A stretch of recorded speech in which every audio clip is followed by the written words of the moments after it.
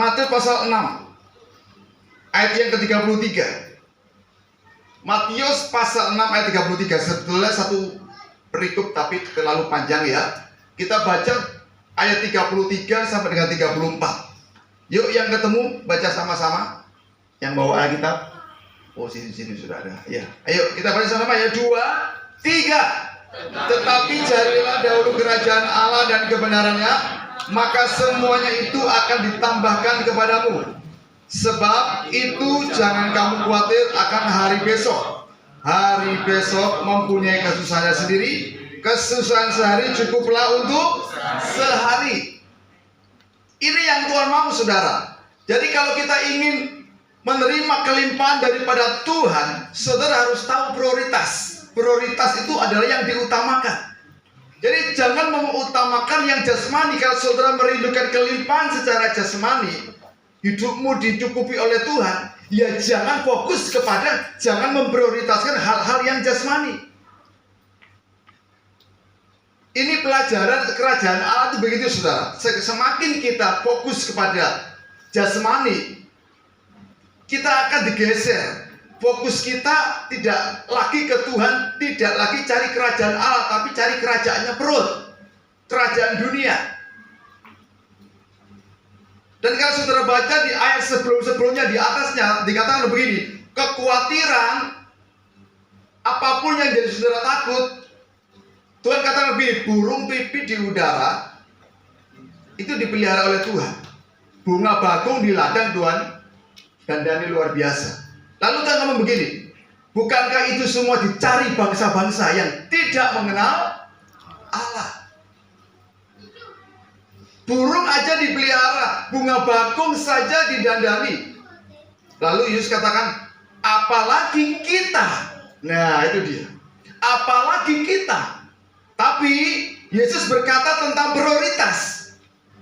Jangan kau memprioritaskan hal yang jasmani.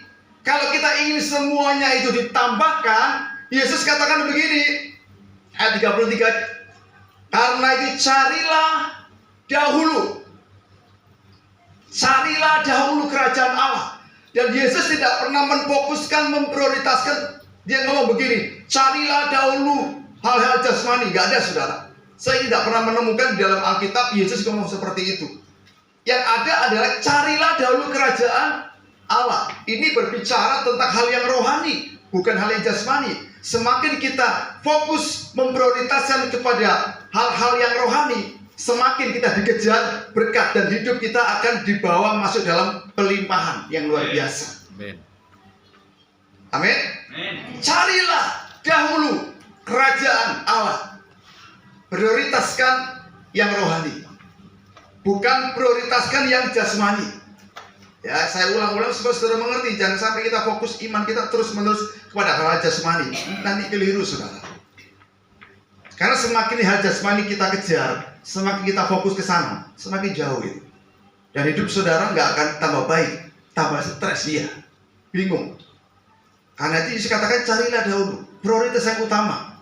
Prioritaskan yang utama, yaitu kerajaan Allah. Carilah dahulu kerajaan Allah. Kata mencari itu berarti saudara menggali. Kata mencari itu juga berbicara tentang berusaha. Berusaha apa? Berusaha untuk saudara supaya mengerti dan menemukan kerajaan Allah. Dan kerajaan Allah itu apa? Alkitab katakan bahwa kerajaan Allah itu bukan soal makanan dan minuman. Tetapi kalau saudara fokus kepada kerajaan Allah, makanan dan minuman otomatis akan diberi. Nah itu dia, ya kan? Jadi kerajaan Allah itu bukan soal makanan, bukan soal minuman, tetapi dikatakan soal kuasa Tuhan, damai sejahtera. Yesus katakan di ayat yang lain ngomong begini, kalau kalian melihat aku mengusir setan, sesungguhnya kerajaan Allah sudah datang. Jadi kerajaan Allah juga berbicara tentang kuasa. Saudara cari itu kuasa Tuhan. Dan juga kerajaan Allah berbicara tentang apa? Damai sejahtera. Dan damai sejahtera itu ada hanya di dalam Yesus. Arti daripada cari kerajaan Allah berarti begini, carilah Yesus. Jadi intinya adalah carilah Yesus.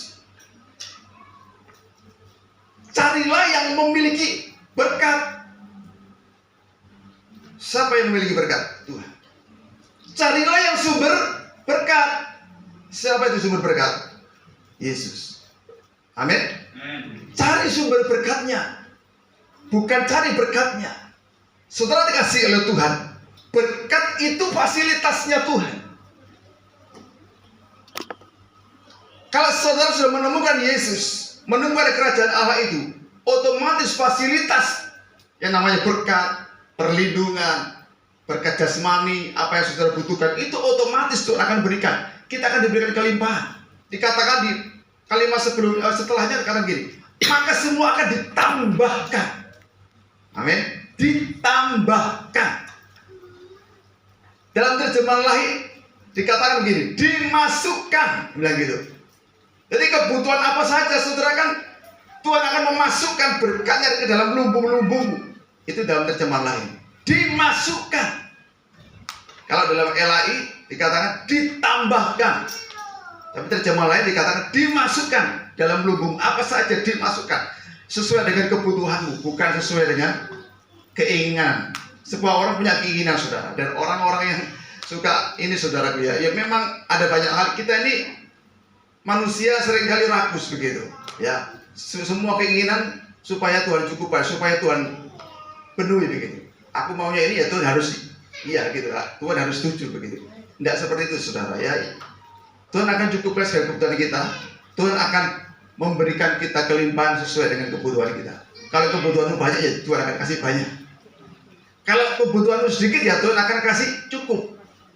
Kalau kebutuhanmu banyak Tuhan akan kasih banyak. Itu yang namanya ditambahkan. Jadi bukan begini, kita hanya butuh 100 juta. Lalu kita minta ke Tuhan 10 miliar. Gimana saudara? Itu karpe diri namanya, ya kan? Dan di tempat ini nggak ada orang yang karpe diri. Tuhan akan berikan kita kecukupan. Tahun depan Tuhan akan berikan kita kelimpahan. Menuai kelimpahan. Sesuai dengan kebutuhan. Semakin kebutuhanmu banyak, semakin berkatmu juga akan Tuhan berikan banyak. Ditambahkan. Tapi intinya ya gitu. Jangan fokus pada hal jasmani, fokus pada hal yang rohani. Hal yang rohani adalah memprioritaskan kerajaan Allah. Carilah dahulu kerajaan Allah. Saudara harus menggali, mencari. Carilah dahulu kerajaan Allah.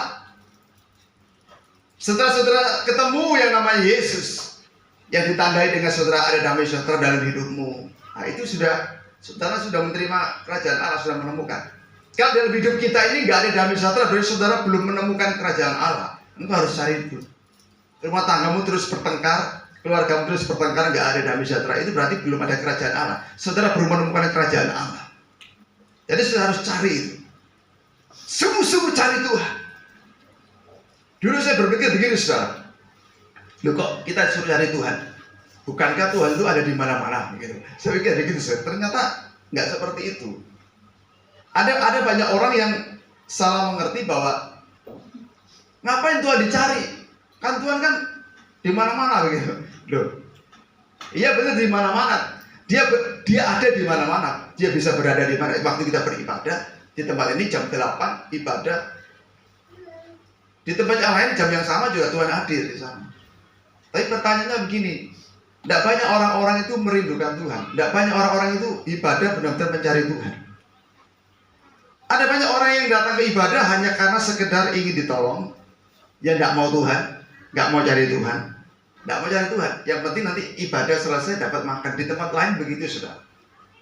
Yang datang banyak ibadahnya bukan karena dia ibadah mencari Yesus begitu. Jadi memang Tuhan ada dalam ibadah, tapi tidak semua orang berjumpa dengan Tuhan Yesus. Sebab itu kita harus mencari dengan motivasi yang benar. Saya pernah melayani satu tempat, ya yang datang banyak, ibadah apa saja lah, ibadah apa saja. Saya datang begitu saya khotbah saudara, banyak yang datang, tapi waktu beribadah usrok aja sudah. Ya usrok, kalau nggak usrok ya waktu firman Tuhan dia mainan HP, gitu. Dan saya tegur. Saudara tahu saya orang yang seperti apa. Kalau ada orang yang main-main dengan ibadah, saya tidak suka. Karena waktu kita beribadah itu kita sedang menghadirkan Tuhan. Jadi jangan sampai kita ini jadi orang Kristen yang beribadah maunya sendiri, mainan HP. Kita tujuannya ibadah kan ini untuk Tuhan. Ini acaranya Tuhan. Ini acaranya Tuhan. Ibadah ini acaranya Tuhan. Ibadah dibuat bukan untuk saudara, tapi untuk Tuhan. Dan kita ini orang-orang yang sudah ditebus, selayaknya lah kita beribadah bersama-sama bersatu hati di tempat ini. Waktu kita beribadah, kita mengundang Tuhan hadir. Ayo kita hormati Dia. Amin. Mungkin ada di antara saudara, enggak Pak, saya kan dikatain sama tetangga, kalau saya nggak beribadah, saya orang Kristen. Ya sudah Pak, mendingan saya datang ke gereja, biarpun saya tidak serius, ya nggak masalah Pak. Wah ini repot saudaraku. Jadi orang seperti ini harus cari kerajaan Allah. Dia belum ketemu Tuhan Yesus, harus cari Yesus. Dalam ibadah pun saudara juga harus cari Yesus sampai ketemu.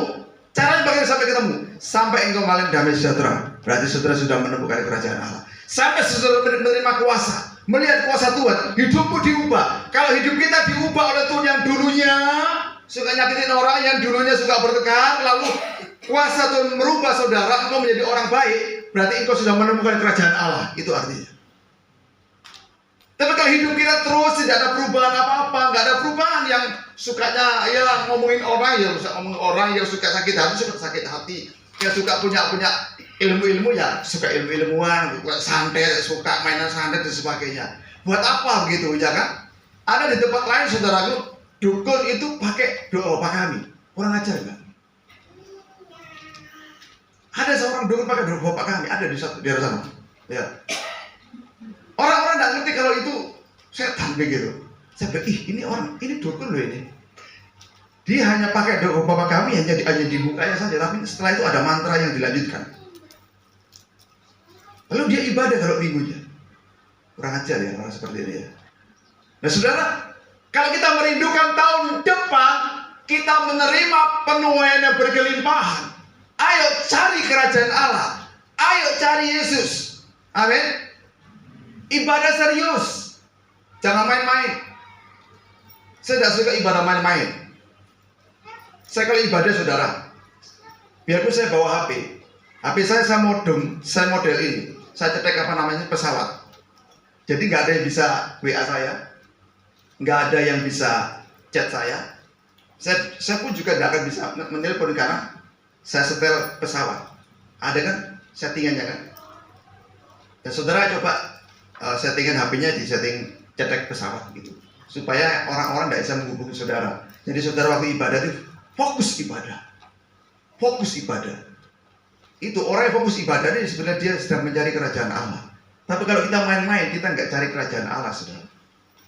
Buat apa beribadah? Mendingan saudara di rumah tidur, ngopi, lihat TV, lihat sinetron, lihat drakor, ya sudah, ya kan? Ngapain beribadah gitu? Kan tujuannya ibadah kita mencari Tuhan, kita mencari kerajaan Allah, bukan main-main. Amin. Carilah dahulu kerajaan Allah. Ditambah lagi apa? Kebenarannya. Kita jangan fokus dulu ke ini ya, ke yang terakhir kata gini. Yang terakhir kata gini, semua akan ditambahkan. Seringkali saudara, manusia, ya semua kebanyakan manusia, umat Tuhan, itu hanya fokus pada akibatnya. Yesus dijadikan akibatnya. Jadi harusnya Yesus dijadikan sebab. Nah ini harusnya sebab kita mencari kerajaan Allah, maka akibatnya semua akan ditambahkan. Tapi seringkali kita fokusnya kemana saudara? Akibatnya dulu begitu, ya kan? Banyak orang yang suka fokus dengan janji. Akibat itu berbicara tentang janji Tuhan, saudara. Saudara nggak boleh fokus dengan janji. Saudara boleh percaya janji Tuhan, tapi saudara fokusmu harus melebihi daripada janji Tuhan. Engkau harus fokus pada yang punya janji, bukan kepada janjinya, tapi yang punya janji, yaitu Yesus. Jadikan Yesus itu sebab, bukan akibat. Ini kan ayat perkataan yang berkata, tetapi carilah dahulu kerajaan Allah. Itu kan sebab. Sama kerajaan Allah, jadi Yesus itu kerajaan Allah. Sebab carilah Yesus, itu sebab. Sebab carilah Yesus. Lalu akibatnya apa? Setelah kita ketemu Yesus, setelah kita ketemu kerajaan Allah, Yaitu tadi ditambahkan, semuanya akan ditambahkan, semua akan dimasukkan, semua akan dipenuhkan. Dan dilanjutkan lagi, saudara, cari terus kerajaan Allah dan kebenarannya. Kebenaran apa? Kebenaran tentang Yesus. Belajar supaya doa-doa saudara itu tidak salah di hadapan Tuhan. Setelah kita mencari kerajaan Allah yang ditandai dengan damai sejahtera, yang ditandai dengan kuasa, ada perubahan hidupmu, lalu selanjutnya yang saudara lakukan adalah yang kedua, supaya kita menerima kelimpahan daripada Tuhan. Yang kedua adalah carilah kebenarannya.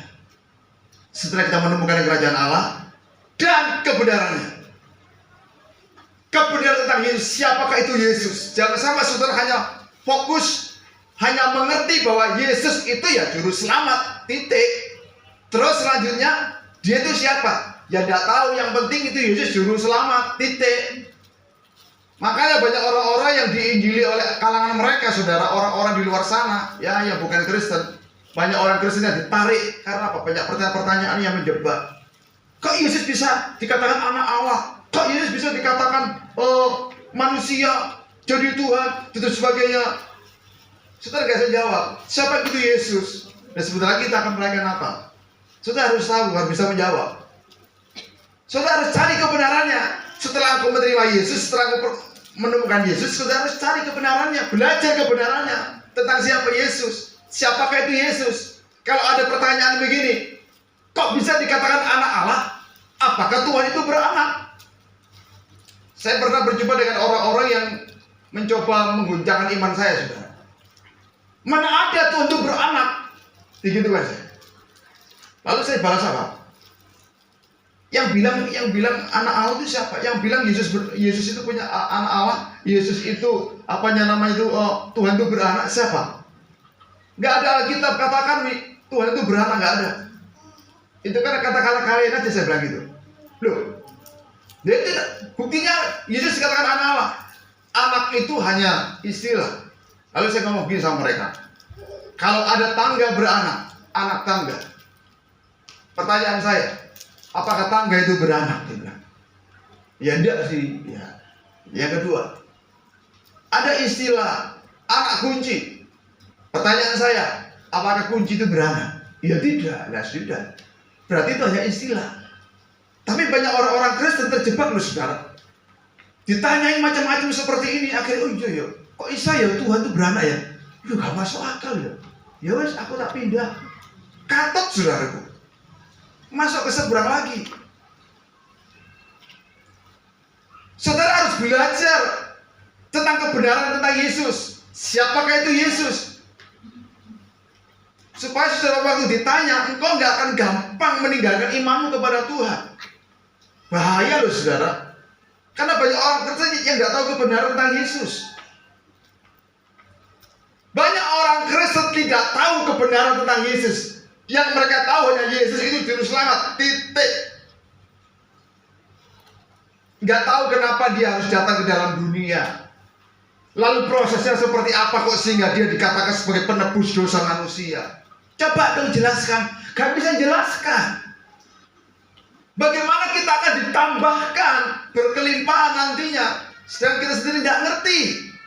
Kita hanya cari kerajaan Allah. Oke, ketemu, menemukan Yesus. Tapi saudara nggak ngerti kebenarannya. Tidak pernah belajar siapakah itu Yesus. Sehingga imanmu gampang diombang-ambingkan oleh angin-angin pengajaran, kata Paulus. Gampang kita dirasuki oleh kuasa-kuasa yang lain. Gampang dikuasai oleh hal-hal yang tidak berkenan di hadapan Tuhan. Saya banyak jumpa, ini sudah beberapa kali saya menyatakan di tempat-tempat yang lain. Ada banyak orang Kristen yang terkecoh juga dengan yang nama indigo. Saya berapa kali mendoakan orang indigo. Dikatakan bahwa dikira bahwa indigo itu karunia Tuhan. Bukan. Orang bisa melihat setan itu karunia Tuhan. Bukan. Alkitab katakan bahwa begini.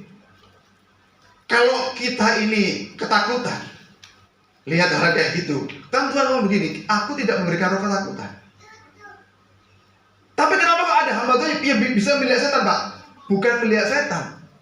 Dia melihat pada waktu dia berdoa. Waktu mendoakan sesuatu, mendoakan mungkin menguduskan rumah, berdoa baru Tuhan kasih penglihatan. Itu karunia. Bukan indigo, bukan saudara. Banyak orang yang salah kaprah di sini. Saya berapa kali mendoakan orang-orang indigo. Dan setelah kita doakan atas kehendak Tuhan, sudah nggak bisa lihat lagi mereka. Pak, aman saya Pak, dia bilang gitu. Ada yang aman Pak. Saya sudah nggak dengar lagi rame-rame di sana Pak. Saya sudah nggak bisa lihat lagi Pak. Waktu saya berjalan di mana lihat tiba-tiba ada setan. Saya sudah nggak bisa lihat lagi Pak. Bagus. Memang kesimpulannya bahwa indigo bukan karunia Roh Kudus. Tapi setan mencoba menyusupi gereja Tuhan. Dan ada satu gereja, dan kepala sidangnya kenal dengan saya saudara, di kota Malang sana. Dia bilang gini, Pak, saya punya pendoa syafaat. Orangnya bisa lihat setan. Terus dia bisa lihat kemuliaan Tuhan nggak? Enggak Pak. Cuma yang tidak setan. Terus kok kamu bisa ngomong itu karunia Roh Kudus? Iya Pak. Dia belum doa aja dia sudah lihat. Tapi dia tidak bisa ngerasain hadirat Tuhan. Dia tidak bisa lihat kemuliaan Tuhan Pak. Yang hanya dilihat aja setan. Saya bilang, itu bukan karena Roh Kudus. Setan mencoba masuk menyusup dalam gereja Tuhan. Saya banyak menjumpai dan mendoakan orang-orang seperti ini saudara. Setelah didoakan, sudah tidak bisa lihat lagi. Ada lagi. Surabaya Utara. Dia mulai kecil dan dia tidak tahu kalau itu indigo. Dikira itu karunia sudah. Pas ketemu saya, pas saya ajak doa sama-sama, saya tidak tahu awalnya kalau dia itu indigo.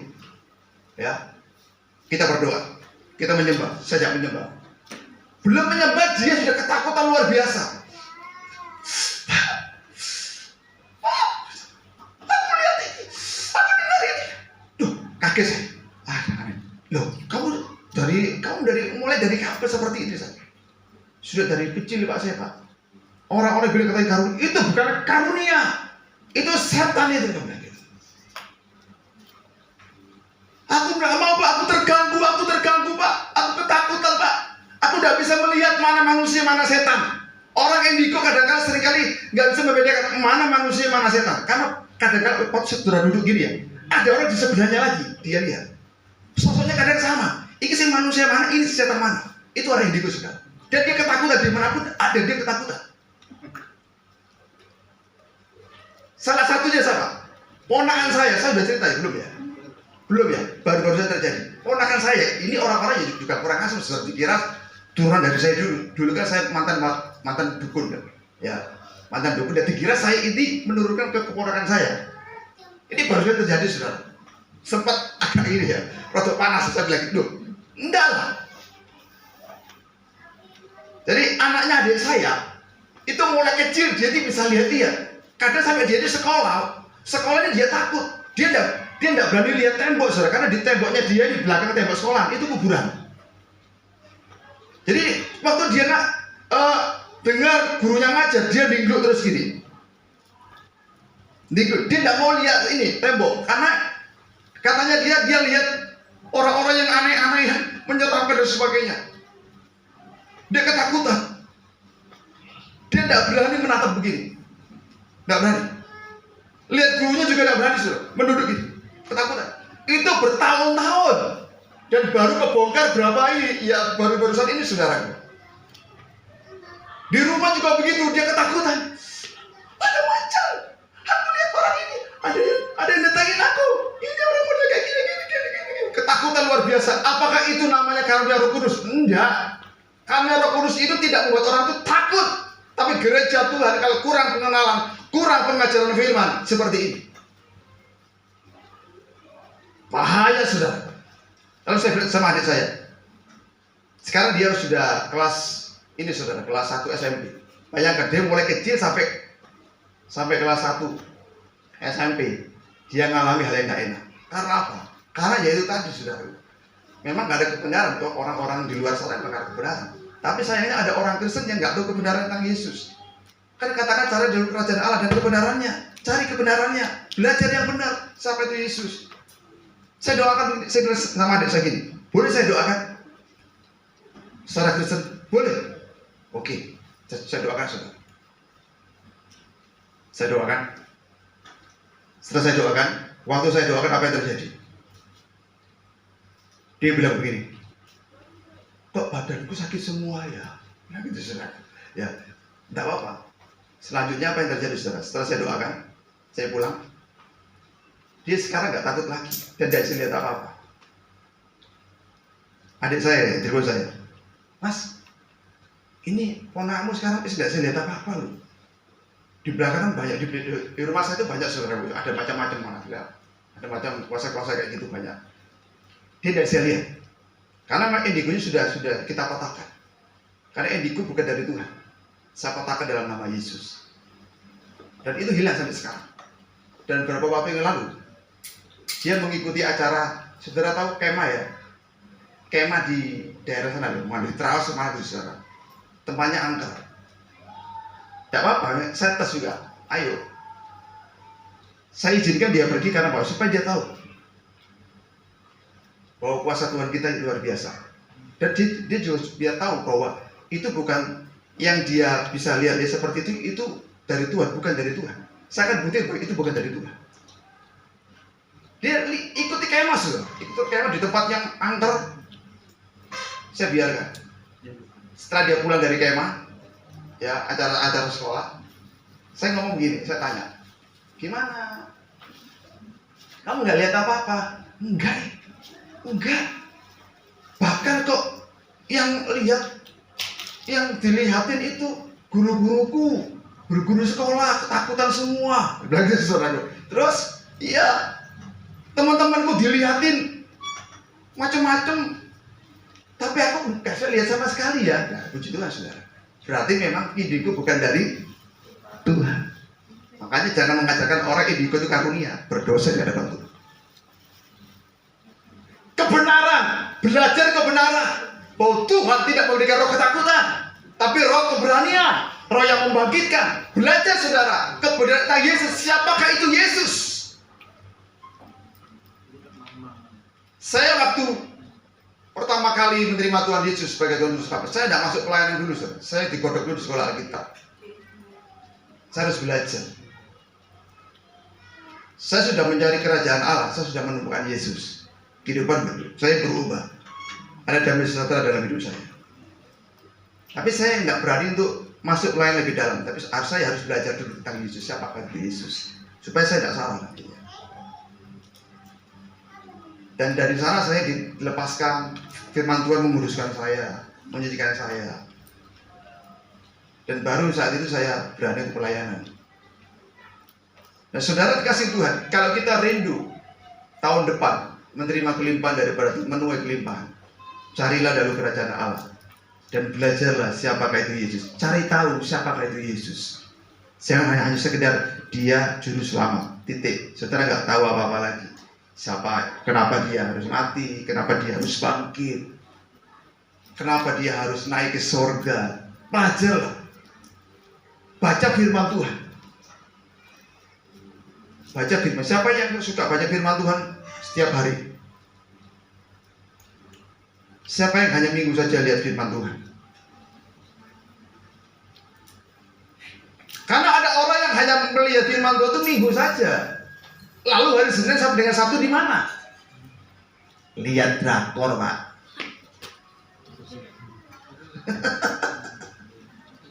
Lihat drakor, seru-serunya nih, Pak. Cukuplah minggu saja, Pak, kita baca firman Tuhan. Itu. Bagaimana saudara bisa mengenal kebenaran? Yesus itu bukan sekedar dia dipelajari, tapi juga harus saudara alami. Belajar ya, baca firman ya, rajin baca ya, rajin baca firman ya. Saya berapa kali berulang-ulang memberikan nasihat kepada saudara supaya kita ini rajin baca firman. Kalau nggak salah saya pernah membahas di sini tentang disiplin rohani. Iya betul ya, disiplin rohani. Nggak tahu kalau saudara ini dengan kuping kiri keluar kanan, nggak tahu lagi ya. Disiplin rohani salah satunya apa? Rajin baca firman dan saat teduh. Biasanya jemaat itu sukanya gini, dengarkan yang kiri, kuping kanan keluar. Yang penting saya ibadah sudah. Karena itu saudara saya sering kali goda orang-orang. Ada salah satunya di tempat ini, ya di tempat lain juga. Tiap kali siapa yang khotbah gitu, saya tanyain. Tadi yang khotbah siapa? Oh Pak ini. Oke. Khotbah mengenai apa? Gitu. Saya pancing. Bagaimana? Ibadahnya serius enggak gitu? Kalau orang serius berarti kau sedang mencari kerajaan Allah. Tapi kalau nggak serius berarti enggak mencari kerajaan Allah. Jangan harap kelimpahan itu sudah terima tahun depan. Saya tanya, siapa? Contohnya di sini. Siapa kemarin ikut Pak? Pak Bowi. Khotbah mengenai apa? Khotbah ini. Oh iya, ya wis. Seperti intinya. Ada lagi saya tanya, siapa yang khotbah? Pak ini. Khotbah mengenai apa? Gak ngerti yo. Khotbah apa? Judulnya apa? Lali aku. Lah sing mau eling apa? Gaji, Pak. Gaji ku durung muda-muda saya eling wae. Ayo, minggu lalu khotbah mengenai apa? Ayo, judulnya apa? Din, judulnya apa kemarin? Minggu lalu. Hah? Ayo, siapa yang tahu? Ayo, minggu lalu siapa yang khotbah? Pak Bowi kan? Judulnya apa? Aku judulnya aja dulu. Intinya mengenai apa? Saya nggak datang aja tahu saudara. Tentang berbuah. Betul ya? Berbuah banyak. Betul kan? Betul. Saudara nggak ngerti ya? Betul. Ayo. Baru saya ngomong betul. Bertobat ya. Gimana kita menerima kelimpahan saudara? Gimana? Lalu khotbah minggu lalu aja saudara nggak ngerti. Nggak dimasukkan hati. Ini memang harus dikasih tulisan, dikasih ini ya, dikasih apa namanya, tiap masuk dikasih ini, kasih apa? Kuis. Oh, kasih kuis, ya hadiahnya di surga. Kasih kuis supaya ngerti, minimal judul lah, dan inti daripada mengajar inti, ya nggak semuanya lah, nggak semua. Saya khotbah di tempat ini santai, jadi nggak terlalu ini ya, terlalu banyak pengajaran. Kalau di tempat lain saya banyak pengajaran, di sini tidak, lebih santai aja.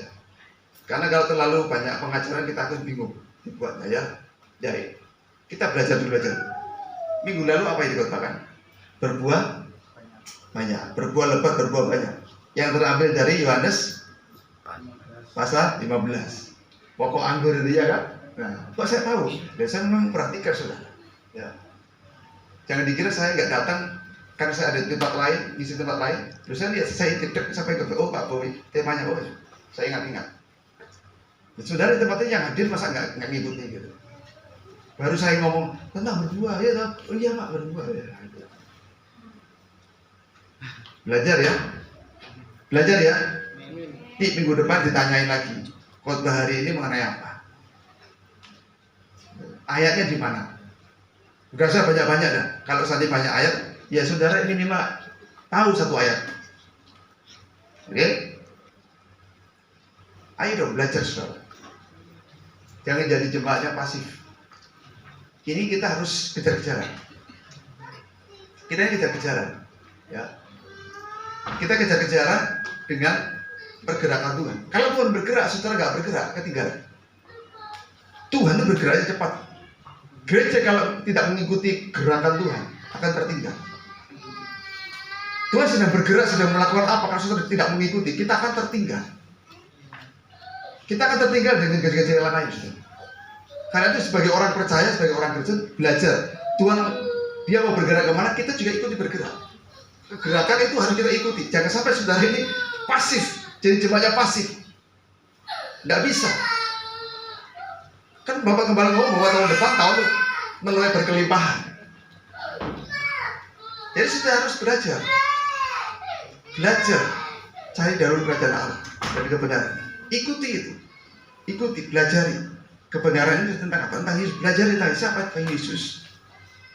Siapa itu pribadi Yesus? Belajar saudara. Baca Alkitab. Saudara berkata begini, Pak, saya tidak sekolah Alkitab. Enggak, saya tidak nyuruh sekolah Alkitab. Enggak. Minimal sudah baca Alkitab di rumah tiap hari. Bagaimana kita bisa mengerti kebenaran sedangkan kita tidak mempunyai disiplin rohani untuk membacaan firman tiap pagi, tiap hari. Engkau tidak akan mengerti kebenaran. Jangan harap kita mengerti kebenaran. Jangan harap kita mengenal Yesus secara lebih dalam lagi kalau kita tidak punya disiplin rohani. Miliki disiplin rohani. Baca firman tiap hari. Baca kitab suci. Ya Pak? Nah, setiap hari kan? Bukan begini. Baca kitab suci. Setiap hari Minggu ada. Pagi setiap hari baca kitab suci. Saya mau tanya, saudara bangun pagi, yang kau lakukan apa? Bikin kopi, cari gorengan, atau waktu bangun pagi langsung saudara cuci muka, duduk di kaki Tuhan, menyembah Tuhan, lalu baca firman. Saudara yang mana?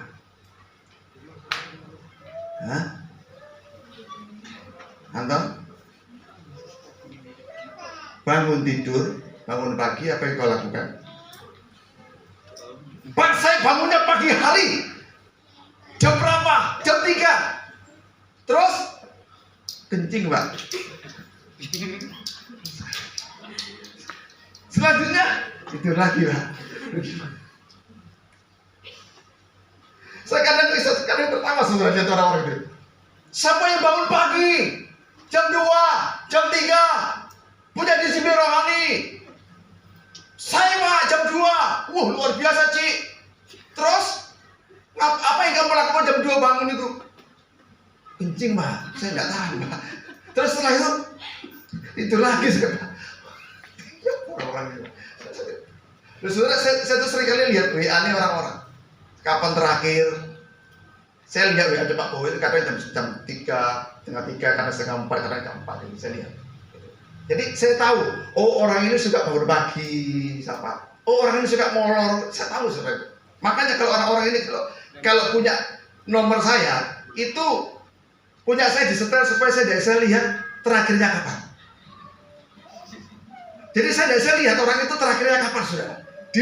Memang saya disetel, punya saya disetel gitu sama orang itu. Karena apa? Takut kan, oh ini molor ini tidurnya gitu.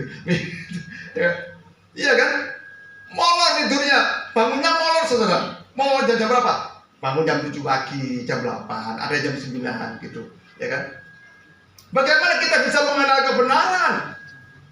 Sedangkan saudara tidak pernah duduk diam di kaki Tuhan pagi hari, kita belajar firman Tuhan. Disiplin rohani itu sangat penting.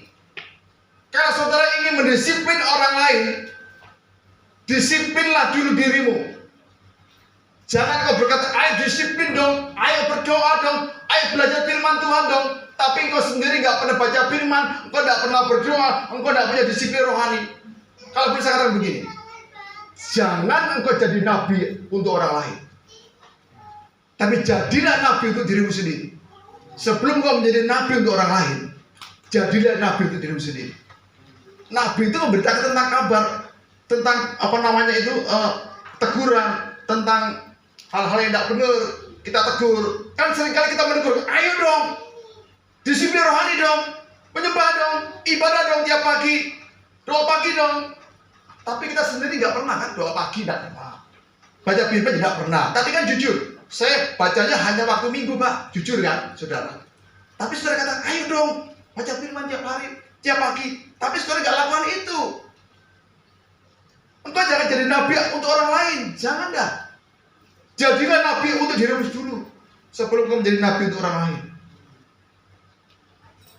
Jangan kau menjadi pengkhotbah, jangan kau mengkhotbahi orang lain sebelum kau mengkhotbahi dirimu sendiri.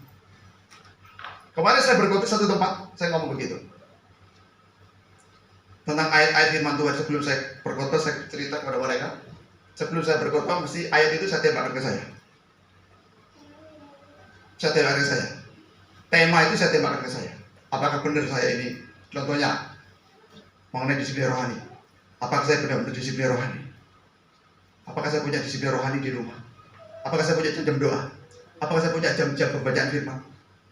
Sebelum saya sampaikan kepada jemaat, milikilah disiplin rohani. Kalau itu belum saya lakukan. Saya tidak berani menyampaikan khotbah itu, saudara. Jadi khotbah yang saya khotbahkan di tempat ini dan khotbah yang sudah pernah saya alami dan sedang saya alami. Saya tidak jago teori. Saya tidak seperti orang yang lain gitu. Pinter berteori bahasa apa saja keluar, bahasa planet mana saja keluar, saudara. Bahasa Ibrani, Yunani dan sebagainya, Inggris, bahasa Spanyol, ya bahasa apa saja lah. Pembahasannya bagus. Saya tidak seperti mereka. Saya tidak bisa seperti mereka. Saya tidak pandai berbicara seperti mereka. Mereka pandai berbicara luar biasa. Tapi saya tidak pandai berbicara, saudara. Saya tidak pandai berbahasa. Saya tidak pandai berkata-kata. Yang saya sampaikan adalah apa yang saya alami dan sedang saya alami, itu saya kembangkan. Sama dengan ini. Carilah dahulu kerajaan Allah. Carilah Yesus. Setelah itu carilah kebenaran tentang Dia. Jadi saya nggak berfokus kepada maka semua akan ditambahkan. Itu otomatis. Karena itu saudara harus tahu prioritas. Harus tahu prioritas. Prioritasmu jasmani atau rohani. Dalam ayat ini Tuhan Yesus tidak memfokuskan kepada kita hal-hal yang jasmani. Karena otomatis kok kalau kita ketemu dengan kerajaan Allah, lalu kita belajar tentang kerajaan Allah, otomatis dikatakan maka semuanya akan ditambahkan. Semuanya akan dicukupkan. Dan Yesus katakan bahwa semua tentang jasmani itu dikatakan oleh Yesus bahwa ini juga dicari oleh bangsa-bangsa yang tidak mengenal Allah. Jadi semua orang di dunia ini juga mencari makan, saudara. Mencari sandang, pangan, papan. Dicari. Orang yang belum percaya Tuhan pun juga mencari. Tapi bukan itu yang terutama. Saya tekankan lagi. Kalau kita merindukan hidup kita nantinya menuai berkelimpahan secara berkat jasmani, berkelimpahan. Kuncinya adalah saudara jangan fokus pada hal yang jasmani. Tapi fokuslah kepada hal yang rohani. Kalau orang dunia ngomong begini, kamu harus kerja, banting tulang. Tidak salah banting tulang. Yang salah itu gini, nggak ada waktu untuk Tuhan, ini salah. Oke? Banting tulang nggak salah. Yang salah itu gini, nggak ada waktu untuk Tuhan, itu yang salah. Jadi engkau sedang berusaha untuk membangun kerajaanmu sendiri, membangun bisnismu dengan kekuatanmu. Bukankah itu semua dicari oleh bangsa-bangsa yang tidak mengenal Allah? Tapi yang Tuhan katakan di sini adalah gini. Jangan fokus pada hal jasmani. Semakin kita fokus pada hal jasmani, itu akan menjauh dari kita. Jasmani supaya dipenuhi. Yang saudara fokuskan adalah yang rohani. Yang jasmani akan menyusul. Kita akan dikejar berkat. Jadi orang yang dikejar berkat. Karena kalau saudara mengejar berkat, semakin berkat itu dikejar semakin lama. Gak mungkin saudaraku mengejar berkat, kalau berkat itu langsung saudara terima. Gak mungkin. Itu bukan teori kerajaan Allah. Karena itu Yesus kata begini, ada yang terpenting, ada yang terutama di sini, yaitu carilah dahulu kerajaan Allah dan kebenarannya. Maka semuanya akan ditambahkan kepadamu. Ya, saya ulang-ulang supaya saudara ngerti. Jadi jangan fokus kepada akibat ya, tapi berfokuslah kepada sebab. Ditambahkan. Semua akan ditambahkan, itu akibat. Karena ada sebab. Sebabnya apa? Gue cari kerajaan Allah. Akibatnya adalah semua akan ditambahkan. Fokusmu jangan akibat. Fokusmu itu harus sebab. Sebab kerajaan Allah saudara temukan. Baru semua akan ditambah. Hidupmu gak akan sama lagi. Tahun ini mungkin saudara katakan begini, Pak gimana ya? Saya takut Pak. Tahun depan bagaimana? Semua orang dunia takut. Karena banyak prediksi macam-macam. Banyak prediksi macam-macam, saudara. Dan saya sempat melihat suatu pernyataan waktu kita berdoa. Kayak seperti ada gelombang itu, tapi hitam luar biasa, berbulu-bulu gitu. Saya masih bertanya-tanya, Tuhan itu maksudnya apa? Gitu. Sepertinya ini bicara tentang ke depan. Ya, memang keadaan dunia tidak sama baik, saudara. Kuasa kegelapan semakin hari semakin menunjukkan kekuatannya untuk menjauhkan saudara dari Tuhan. supaya saudara gak fokus mencari kerajaan Allah dari kebenarannya. Dan waktunya setan ini sedikit. Setan tahu tanda-tanda kedatangan Tuhan. Karena itu dia berusaha untuk menarik banyak orang untuk keluar dari rencana Tuhan. Sudah nggak lagi memprioritaskan kerajaan Allah dari kebenarannya lagi. Berbahaya saudara. Ayo, jangan khawatir. Pasti tahun depan kita akan menuai. Penuaiannya bukan sekedar penuai, tapi penuaian yang berlimpah. Amin. Berlimpah. Asalkan saudara harus tahu prioritas yang utama. Apa tadi yang pertama? Cari dahulu kerajaan. Yang kedua, cari kebenaran. Dua hal yang harus kita perhatikan.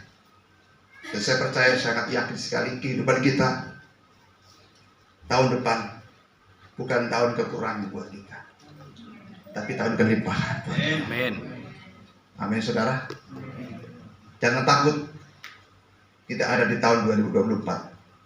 Orang lain bilang katanya tahun ini, tahun itu, tahun ini, tahun itu. Saya tidak peduli. Jika dikasih nama tahun apa, tidak peduli. Mau kasih nama. Yang penting yang saya tahu adalah bagi orang-orang yang selalu mencari kerajaan Allah dan mencari kebenarannya, tahun depan akan menerima kelimpahan. Amen. Menuai kelimpahan. Amen. Kelimpahan yang tak terbatas. Amen. Dan saya akan melihat jemaat-jemaat di tempat ini hidupnya akan berubah. Dan saya